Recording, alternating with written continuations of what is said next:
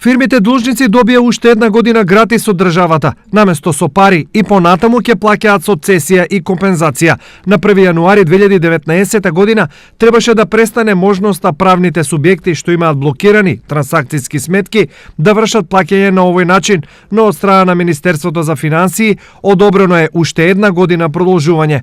Во образложението пишува: Основната цел поради која се предлага овој закон е одложување на примена на одредбата од членот 25 став 1 од законот за уште една година, со што правните субјекти со блокирани сметки до крајот на 2019 година ќе можат меѓусебните парични побарувања и обврски да ги надмируваат преку компензација, асигнација, цесија и преземање на долг. Измените во законот за платен промет важат за оние фирми кои имаат блокирани сметки до крајот на 2018 година.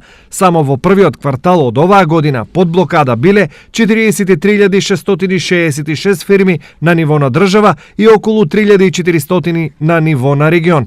Сите тие добија уште една година олеснување и можност да застанат на цврсти нозе.